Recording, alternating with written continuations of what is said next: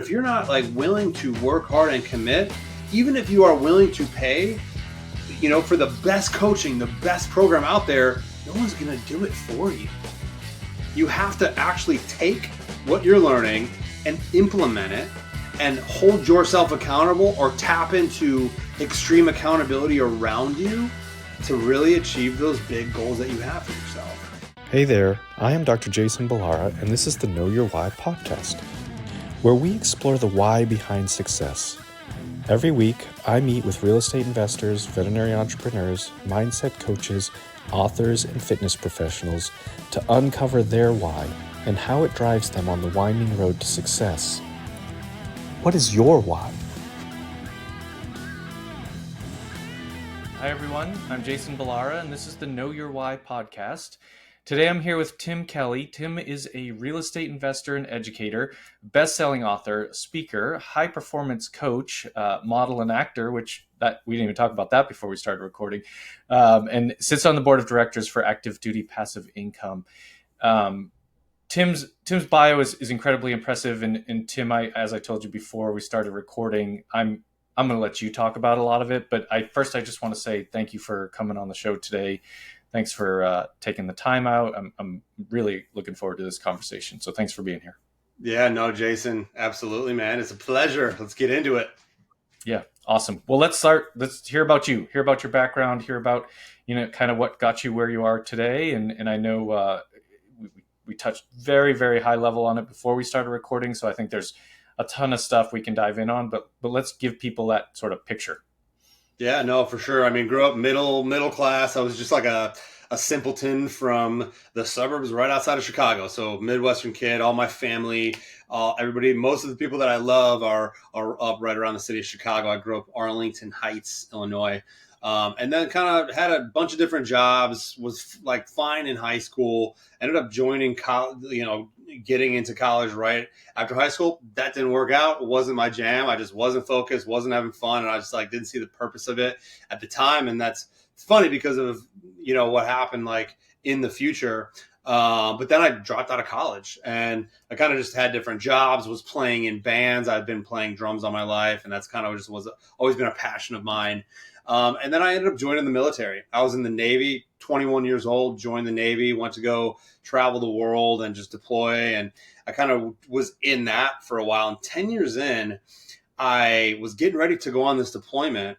And I was like, I don't want to do another one of these. I know there's more out there. I just had this epiphany. So at the time I was very interested, how people built wealth and created freedom in their lives. So I just grabbed a bunch of books with me to read on that long 9-month deployment, sitting out there floating in the middle of the ocean. So I'm like, plenty of time to read. So I read all those books. Some of them were about just how people built wealth, and some of them were like personal, professional growth. And so I got all kinds of aha moments. But one thing that happens, I got the real estate investing bug on that deployment. Got out the deployment. I was active duty around 11 years in at this point. I just immersed myself in education, got some coaching, just surrounded myself with other people who were doing it. And I just went right into apartment complex investing and commercial real estate while I was active duty. And kind of was doing that for a couple of years as my ship was going in and out to sea. I was deploying, coming in and out to sea. And then I was on shore duty, which means I wasn't deployable. So I was able to get more traction, and I was really leaning into it. I did a bunch of apartment complex deals and mobile home park deals while I was still active duty. I was like, dude, I'm not doing another deployment. I'm going to get out. So I just finished out my enlistment, put me at 15 and a half years active duty, and just got right out. People were looking at me like I was crazy. Why not finish the 20? You're missing out on that pension. But didn't make sense for me to do another deployment, to do what I had to do, sacrifice what I had to sacrifice just for that pension when I had a fourplex that was creating more passive income than the pension would have created. And I was doing large apartment deals. And so I got out, and then I kind of really leaned into it and just was having a lot of fun. I also helped build Active Duty Passive Income, which is the premier military real estate investing education community, where our mission is to help 3 million military families achieve financial freedom and lifestyle freedom in their lives this decade. And so I've kind of been on that team, did a lot of coaching and inspiring and just helping people learn how to break through. And then along that journey, I also became a certified high performance coach. I love getting with individuals at a one-on-one level to help them unlock their potential, have more clarity, more energy, more courage, more productivity, and more influence in their lives where it matters. And so I'm kind of now, I got out, was in Pensacola, Florida, got out in 2020, ended up moving here to where I reside now, to the Tampa, Florida area, where I'm just kind of focusing on investing, educating those in the active duty passive income community, and working as a certified high performance coach where I help people one-on-one unlock all new levels of high performance. So here I am, and I'm excited to just dive in, Jason. I know we could take this in a lot of different directions, man. So let's do this. Yeah, no, I mean, fascinating background, and I guess I'll ask you. I'm sure you got this question a lot, but the leaving the military.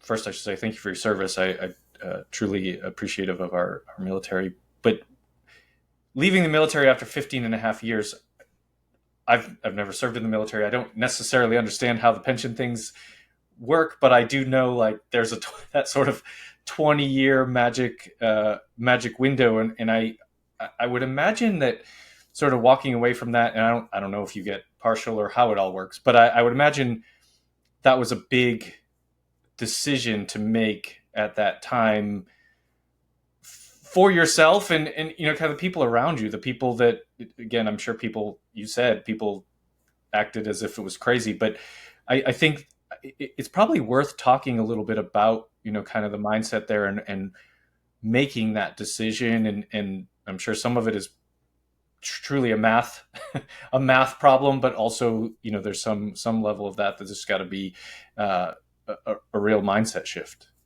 Yeah.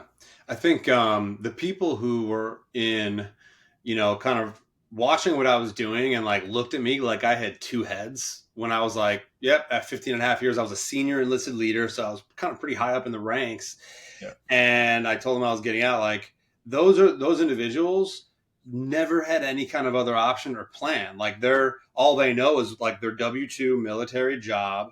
They go to work, they do whatever they need to do, and they go home, and that's it. Like they don't have a big, hairy, audacious goal of having freedom and options and leaving a legacy for their family. And so like I only was able to take those opinions with a grain of salt because I was hanging out with other people who were in similar situations.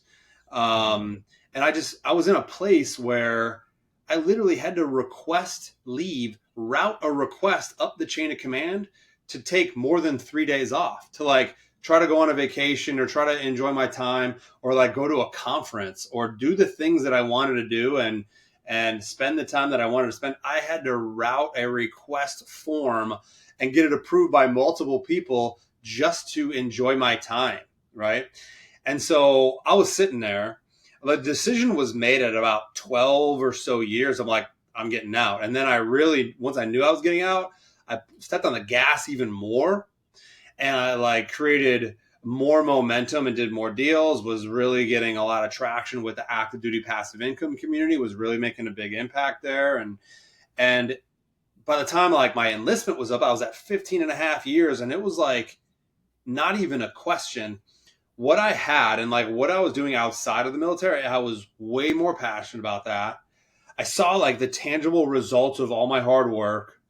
And I saw that there's no ceiling. Like it's ultimately limitless what I could do, what I can create. And if I would have stayed in, I would have literally had to put that on pause to go float out in the middle of the ocean for 9 months and put myself in danger and do not really what I was very passionate about doing. And I was like, I had to trade my time. I am very limited to what I could do. I have to request to take time off. I do not control my own time. And the higher you get up in rank, the less control you actually have of your time because there's a limited amount of you. When you're like at E1, E2, there's a lot of you. So like you believe it or not, you actually have a little bit more options of like where you go to your next duty station if you're performing well. But if you're a high performing person in the high ranks, like they only have a select amount of you to put. So it's almost like when you're at that rank, you have less control of where you go and who you surround yourself with. So when I was at that 15 and a half year mark, I was like, there's no way that I'm staying in when I have all this traction, doing things that I really enjoy doing, and there's no limit. And then versus this, like if I had no plan, if I had no traction, if I had nothing, if I didn't create those options for me, that would be like the silliest thing ever to just get out and just like hope that something cool was going to happen. But for years I was building it, and I was to set myself up to where I had that ability to just walk right out and never look back. And so if I will say this, like if I was in a military responsibility or a role where I did not have to go on a long deployment that next year, where I was like sitting on base 9-to-5 job on like what's called shore duty in the Navy, where you go from shore duty to sea duty, where you're deployable. But I was on sea. I would have had to go to sea duty, in and out on deployments, going on a long deployment, very, very like arduous workups. If I had another option where I was like stateside, didn't have to deploy, was able to just kind of work at a desk, I would have probably finished out my military enlistment, because I was still able to work on my real estate business and everything surrounding that.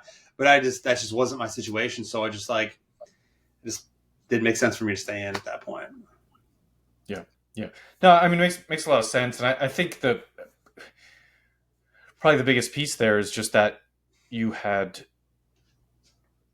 started planning for that. You had created some optionality in your life by investing in real estate. And I think that's like really realistically not unique to someone in the military. It's kind of a lot of the people that get into real estate are people that, we talk to as potential investors. It's like the whole idea is, what is this going to look like for you in 3 years and 5 years and 10 years? And it doesn't happen overnight. And so you make that plan, and in your case, it came to a point where you were able to make that decision without, it being kind of detrimental to you. So right. I just, that putting the plan in place is just such an important piece of that puzzle. Right.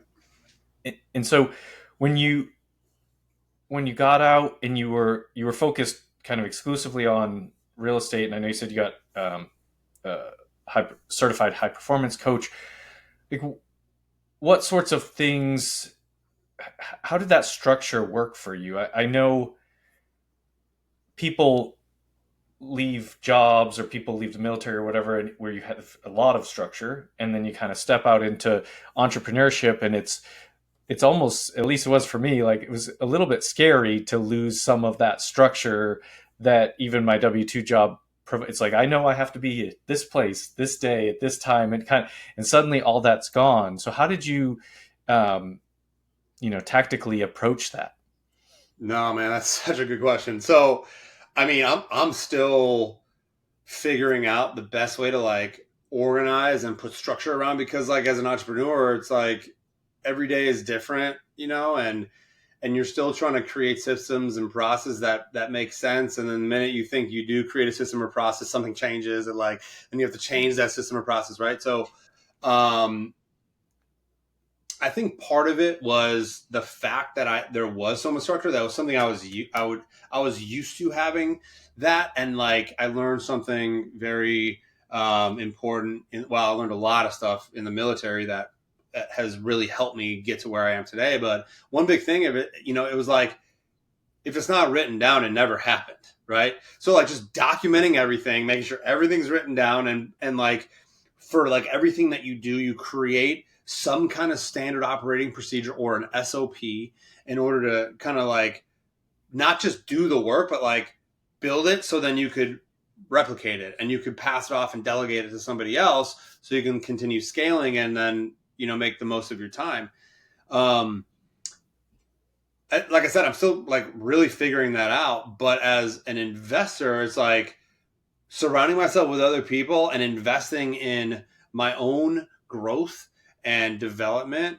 I was able to figure out how other investors were structuring their day, structuring their businesses, and then especially like building the active duty passive income, platforms, so many different like ups and downs and like crazy volatility. It was just like 5 guys who were all service members.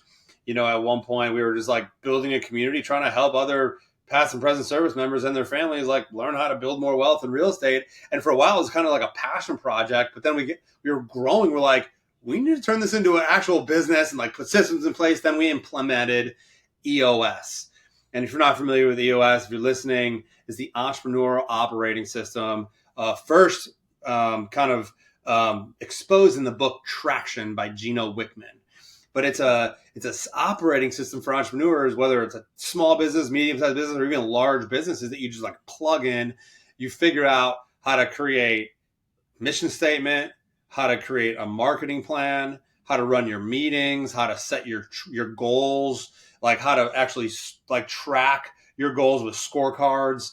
And so that really helped from like a systems, like and a structure standpoint. And then I started using what I knew from the military and that for my own self. And then going through to become a certified high performance coach, I learned like, what are the habits of the highest performers? What do they do? How do they manage their time? How do they maintain high levels of energy and clarity and productivity? And now I kind of just have, I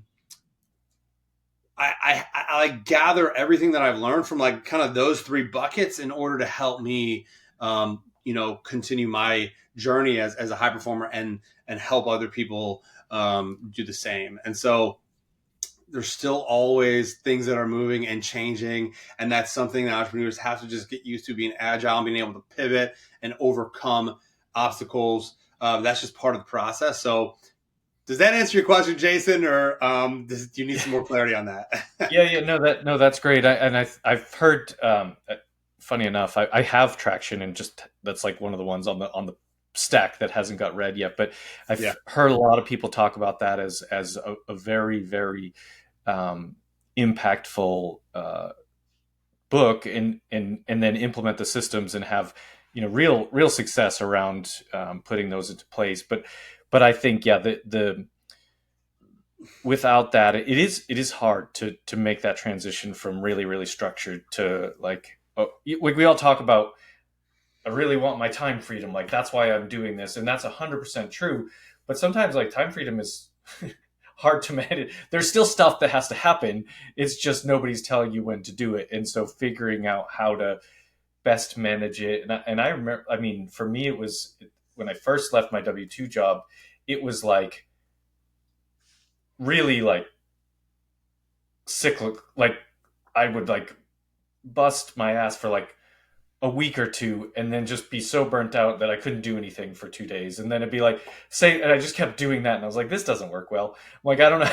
I'm like, I feel worse than I did when I had a W-2 job and was trying to sort of juggle the other stuff. And it is a, definitely a learning process. And as you're as a coach, I'm sure that's something that maybe you go through with some of your clients and how to just navigate that transition into entrepreneurship, because it's kind of an ever evolving space as well. 100%, man. Yeah. So now at this point, I think you said the bulk of your time is spent on coaching. Is that kind of how it looks for you right now? Yeah, no, I'm constantly looking at deals. I'm probably most excited about 2 different asset classes. One is student housing and the other one is residential assisted living, just kind of where like I see trends going, and the people that I know who are doing a really great job, and as operators who I've co-GP'd with and worked with in the past. Car washes are actually pretty strong depending on the market as well. But apartment complexes and multifamily, I think within the next 12 to like maybe 18 months, we're going to see a lot more transaction volume in like apartment buildings. But with like right now, what am I closely monitoring, looking at, and investing in from more of a limited standpoint? Because that's not how my brain works. I've never been like an on-site asset manager operator. I was always on the acquisition side, helping raise capital, helping get the deal done, and kind of just being more of a passive co-GP on multiple deals. And so with that, and with my goals, that the real estate, I'm looking at student housing, residential assisted living, and maybe a little bit of car washes. But I'm also, really leaning into the education community and spending probably most of my time building that education community. We have 80,000 members in our Facebook group, very highly rated podcast. We have a best-selling book called Military House Hacking, just a massive community of service members and their families, past and present, who are just trying to figure out how to partner together and do these deals, whether it's residential, short-term rental, or large commercial. And so I'm a instrumental role in that community, and like juggling it and managing it and helping it grow and reaching more people to really achieve our mission there. And, my journey as a certified high performance coach has definitely helped that, because I have a lot of face-to-face interaction, small group coaching, large group coaching, one-on-one coaching, with a lot of members inside that community. And I've also built like a coaching like a one-on-one coaching program inside that community for members who kind of like go through our academies and then want to kind of go to the next level and want to work with one-on-one coaches. And so I built that out. And yeah, I would say most of my time is spent doing more coaching, guiding, mentoring, while I'm still kind of, still looking at deals, but I'm not as involved as like an operator anymore, on like large commercial assets. Yeah. Yeah. No, I mean, I think that the ability to get into entrepreneurship or investing in real estate, it's a lot of it's mindset. A lot of it is, there's a lot of tactical stuff, like depending on what seat you want to sit in, you have to, if you're an operator versus you're raising capital, whatever it is, there's pieces that just kind of are part of that job, if you will. But ultimately, in a lot of instances, it really does come down to the mindset and the coaching that you provide to help people navigate that landscape, whether that's as an active or a passive investor. I would imagine that it's just kind of, you have to change the way you look at it all. And it doesn't happen overnight, and it doesn't happen necessarily in a straight line. So if you're working with the ADPI community for the bulk of your coaching, is that these are all are they former military, current? Maybe it's a mix. Yeah. I would. No, yeah. So with my time, yeah, I'll say about half is spent inside the ADPI community, like kind of running those programs and helping out there. But then the other half of my like coaching allocated time is working with my clients one-on-one, who are high performers, who are striving for more like higher performance in energy, clarity, productivity, all that in their own lives, whether they're CEO, entrepreneur, C-suite executive, or real estate investor. ADPI is past and present service members and their families. Amazing. Yeah.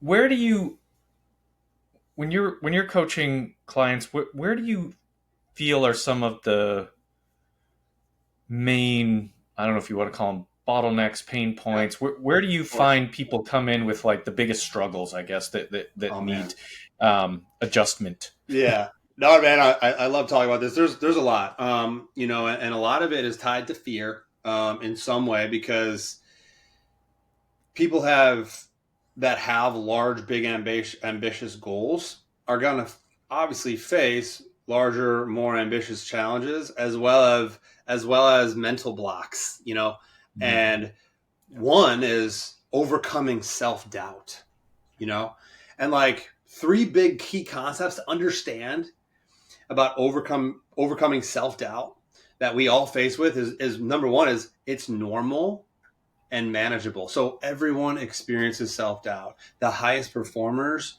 experience that self-doubt. They just appreciate it and look at it differently and just recognize that, look, this is normal because I have ambitious goals. If I did not have ambitious goals, I probably wouldn't have any self-doubt. I'd probably be comfortable, wouldn't be breaking out of my comfort zone, so I wouldn't have any self-doubt. If you have self-doubt, good. That means you're stretching yourself. Okay? Yeah. So self-doubt is normal and it's manageable. So especially like when you're stepping into a new or challenging situation and you're actually working towards your goals, it's a natural response to uncertainty, and you're facing uncertainty a lot when you're chasing after these large goals. But clearly that self-doubt, you can't let it define your ability to succeed. So that's the first concept. Self-doubt is normal and manageable. Second one is ultimately like your mindset is going to shape your actions and your behavior. So like what you focus on grows. I'm sure a lot of people have probably heard that, like where your focus goes, energy flows. What you measure gets managed. It's like what you focus on will grow. Like, so if you dwell on self-doubt, it'll just magnify your level of fear. But cultivating a growth mindset, knowing that this is part of the process and growing like 1% more every single day, it'll help you focus on like learning and progressing.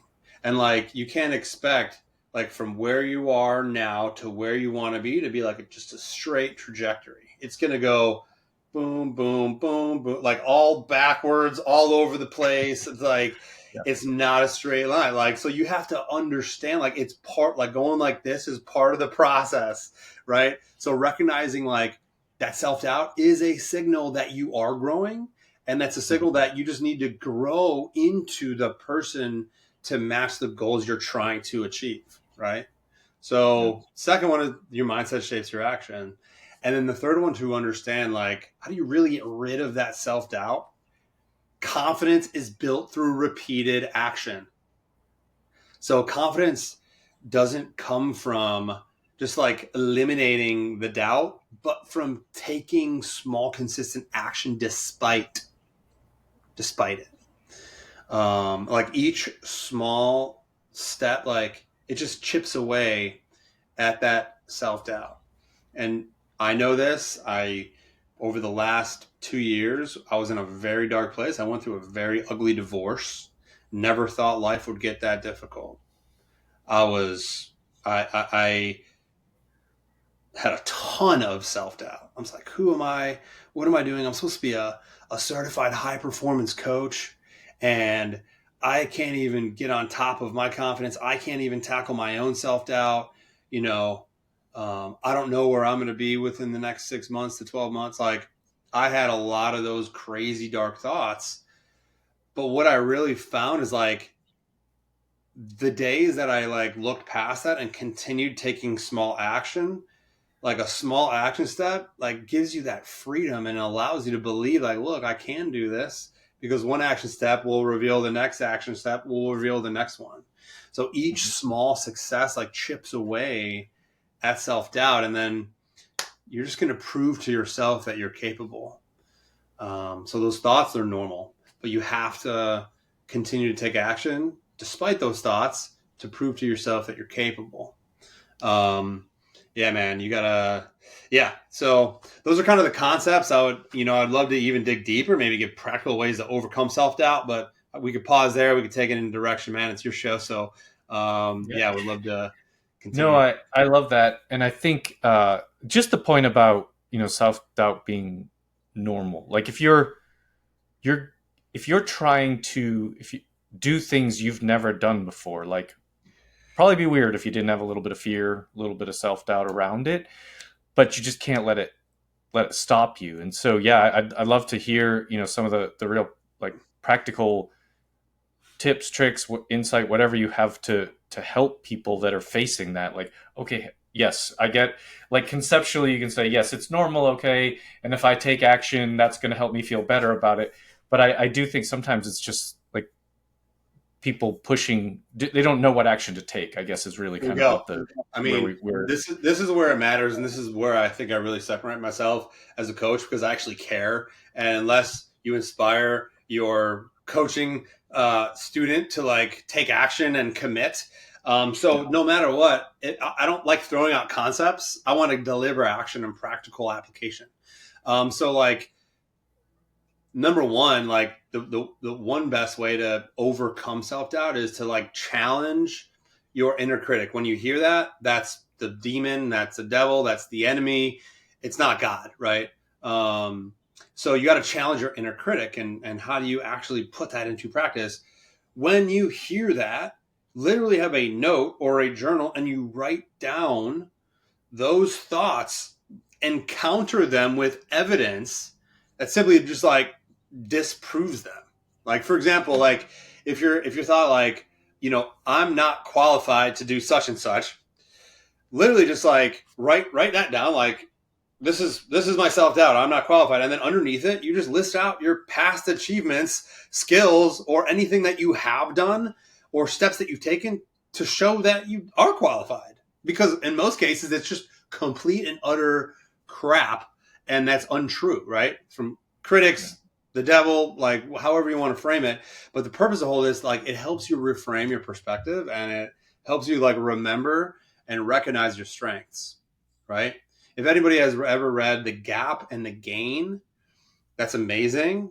But if you have not, you got to read the book, Gap and the Gain. All that really is about is the highest performers are struggling with comparing themselves to other people. If they do that, if they compare themselves to other people or compare themselves to where they think they should be, they are in gap thinking. They're thinking in the gap, right? But if you think about you're the only person, the past version of you is the only person you should ever compare yourself to, where you were yesterday, where you were 6 months ago, 12 months ago, that's gain thinking. You're thinking about and celebrating all that you've done and all that you've progressed, right? So you can dive super deep into that and read the book, The Gap and the Gain. So don't think about like where you should be or where somebody else is. It's like so silly and unreasonable to compare yourself to somebody else or where you think you should be, but compare yourself to where you were yesterday, 6 months ago, 12 months ago. So another way to like practically overcome self-doubt is just take the smallest possible step forward. Kind of like when I explained the concept, like that 1% action step. And so how to really practically do this is like, so the task that you think you know you need to accomplish, like just break down that task or goal into its smallest action step and commit to completing it today in the next 24 hours. Speed of implementation separates the most successful people. If you know you need to do something and 24 hours goes by and you're not doing it, it's going to get less and less important. You're going to forget about it. It's probably even shorter at this point. If 12 hours goes by, you're probably going to forget about it. So like the second you know you need to do, you need to implement it that day. For example, like if analyzing a deal feels overwhelming, just focus on like, that's a lot. Like analyzing a deal kind of has a bunch of steps and like a lot of nuances. So just like focus on only like just inputting the actual numbers, like collecting the data that you need in order to put the numbers in, or collecting the first thing that you need, looking at the trailing 12 or gathering the profit and loss, like whatever you need, like that 1% needle mover. Like you just break down that task that you think is big and be like, what is the 1% needle mover that I could do right now within the next hour? And then just do it. Speed of implementation. And the purpose of this, again, momentum is going to build your confidence. Completing one small step will just create a sense of accomplishment. And then that next step is going to be that much easier. Then the next step is going to be that much easier. But that first step is always the most difficult. Like that whole thought of, how do you eat an elephant? Like one bite at a time. I don't know why anybody would want to eat an elephant, but like same thing. You just one small, tiny step at a time. That's why I love thinking about like that 1% needle mover. Because a lot of people think about this whole huge goal that they have, everything that's included. They're like, I don't even know where to begin. But like break it down to like, what do I have to do right now in the next 24 hours to make that goal that much easier attainable, and just do that today. And then I can't go without saying, like, to conceptually like apply it, like surround yourself with a supportive network. You cannot, so success does not happen within isolation. It only happens in community, right? That's another reason why Jason is doing this. He's like getting out there. He's impacting lots of people. If he was going to keep all this stuff to himself, you think he'd be able to impact and help people and achieve his goals? Probably not, right?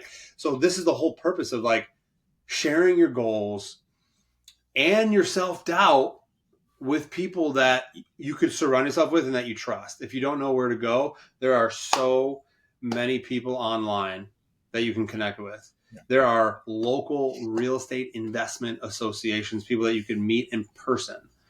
Just you have to choose. If you're not already with a network or some kind of mastermind group, you have to be able and willing to invest in yourself, to put yourself in those rooms. That's why it costs money, because if not, you have to build your own network, or you could just pay a fee and put yourself in the rooms full of people who already speak your language and who are willing to help you and share value with you. So be willing to invest in yourself, put yourself in those rooms, and ask for feedback or encouragement to help just shift your perspective if you continue to have that self-doubt.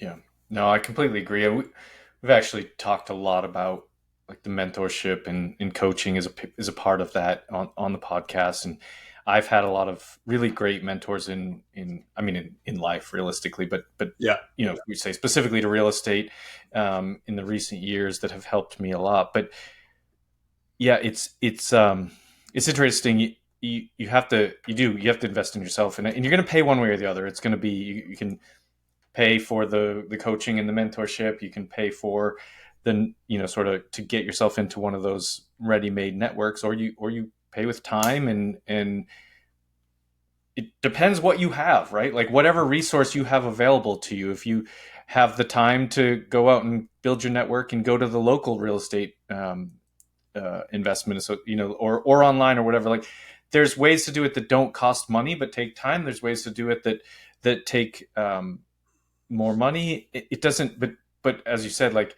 you just have to start doing, take some action, take a step in some direction. And I really love the idea of writing down, kind of what that fear is, and then backing it up with evidence about, why are you qualified to do this? What do you have?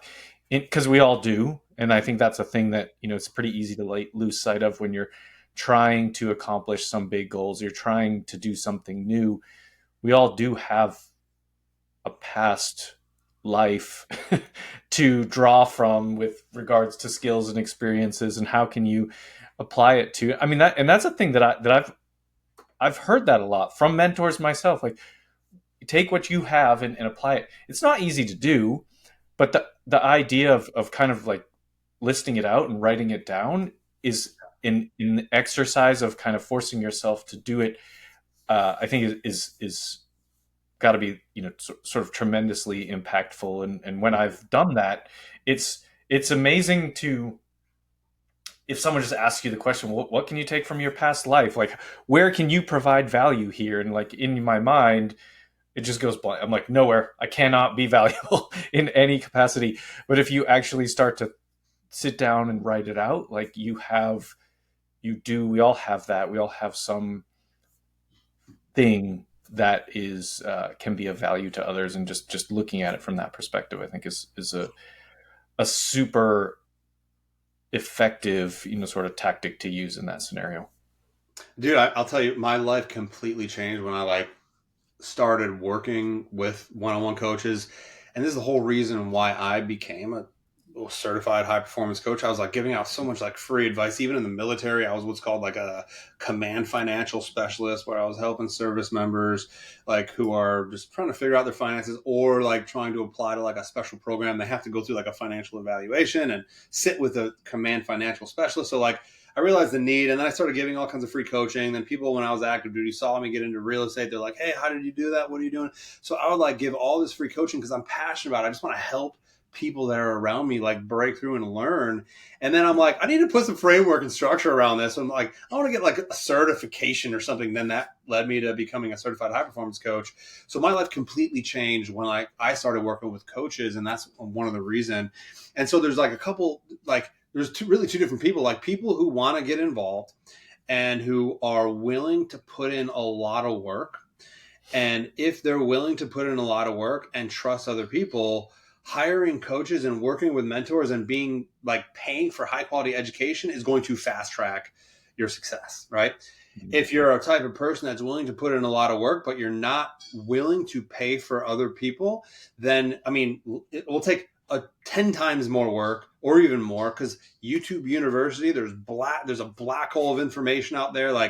That's not impossible. You could figure it out on your own, but it will take 10x the amount of time and work in order to figure it out and make sense of it. But if you're not like willing to work hard and commit, even if you are willing to pay, for the best coaching, the best program out there, no one's going to do it for you.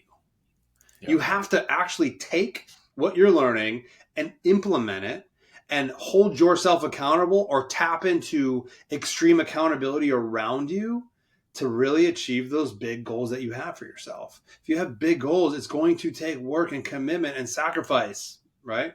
Either way, you could fast track it by working with coaches, by paying a fee to get into the right rooms and paying a fee to learn from others who have gone before you and actually care about your process and care about your well-being and your ability to achieve your goals.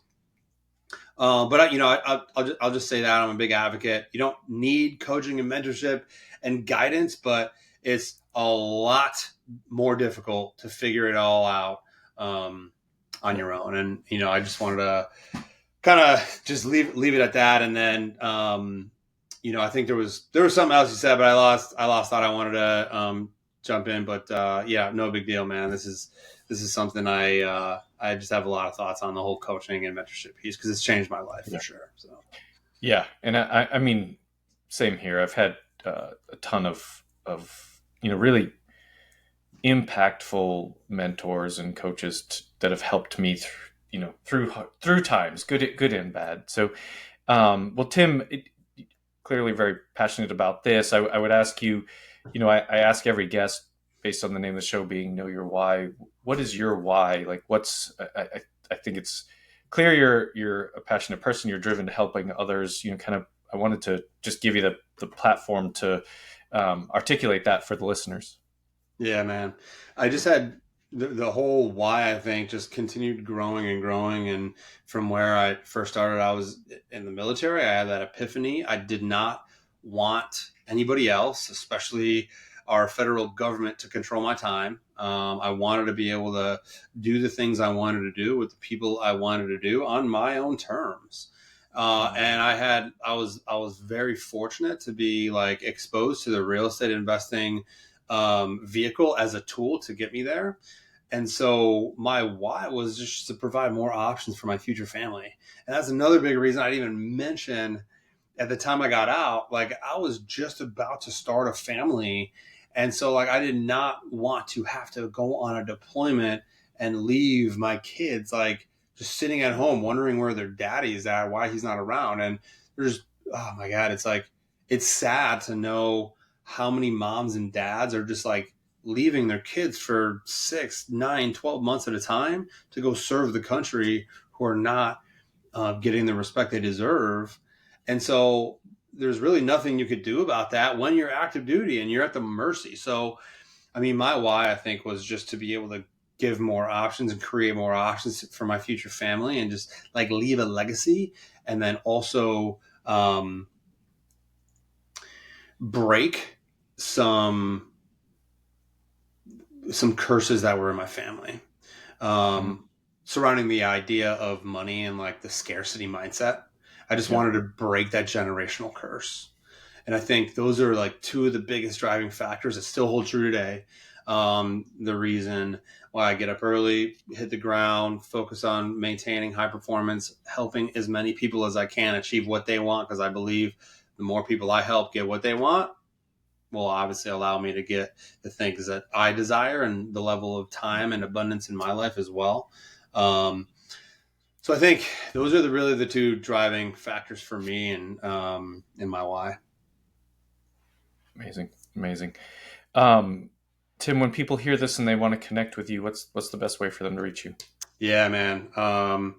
There's one thing that I really wanted to share, because we were talking about the whole self-doubt thing, and what I wanted to let you know is, working with the highest performers, and they're in all different industries, I've seen one thing that really separates those who are able to maintain high levels of performance are the quality of questions that they ask themselves.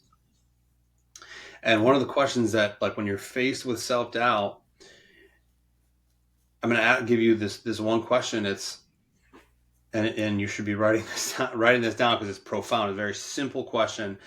and it will completely unlock potential right there on the spot, is if I wake up tomorrow with 10 times more courage, what would I start doing and what would I stop doing? Right. And I'm sure if you're able to tap into who your best, most successful future self, and this is actually something I do with a lot of my coaching clients, is I do this exercise. I have them visualize themselves as like a 50-year-old, 60-year-old, 70-year-old, the most successful, most energetic, vibrant, wealthy, happy, fulfilled version of themselves in the future.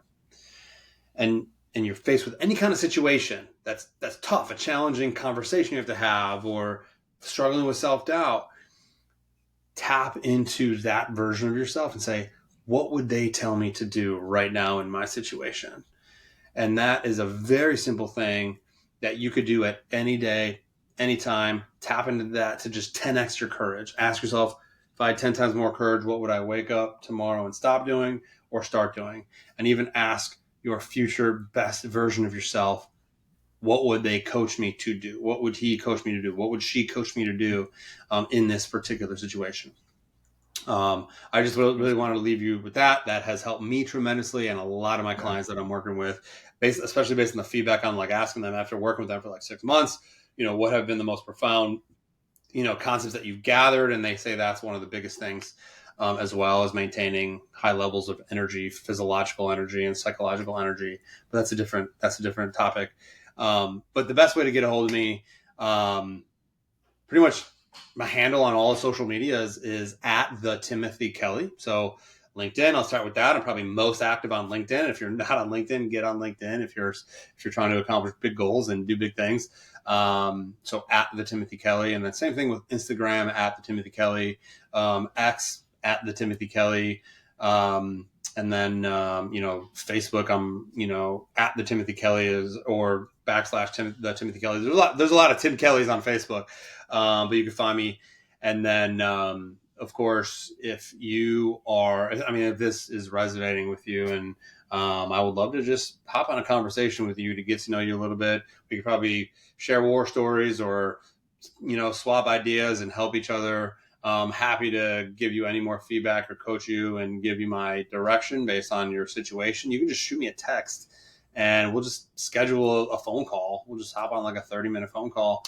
And you could text me anytime at 847-910-9161. And if you are a past or present veteran and you are in real estate, looking to figure out real estate, you have to tap into the active duty, passive income, education platform. Join our Facebook group, listen to our podcast, check out the YouTube. We wrote a best-selling book called Military House Hacking. Download it for free on our website. You can go to activedutypassiveincome.com and download it there. But either way, shoot me a text. We can get on a call, and I'm happy to chat. Fantastic. We'll get that in the show notes for people listening. Tim, this is amazing. Thank you for coming on and taking the time today and sharing what you did. I mean, like truly tactical, like real life examples of how to get past some of our self-doubt and limiting beliefs. And I think just really, I'm sure there's a whole lot more behind that, especially with your coaching clients, but really some very simple ways for people to get started, and then kind of start, as you said, take those steps, move forward, get 1% better every day. So thank you for being here. Thank you for sharing everything that you did. I truly appreciate it. Not a problem, Jason. It was my pleasure, man. And we'd love to do this again in the future. Yeah, absolutely. Folks listening, I know you're going to love this. You're going to want to connect with Tim. We'll have all of his information in the show notes. Please like, rate, and review the show so we can continue to get great guests. And as always, thank you so much for listening. Hey there, I am Dr. Jason Balara, and this is the Know Your Why podcast, where we explore the why behind success. Every week, I meet with real estate investors, veterinary entrepreneurs, mindset coaches, authors, and fitness professionals to uncover their why and how it drives them on the winding road to success. What is your why?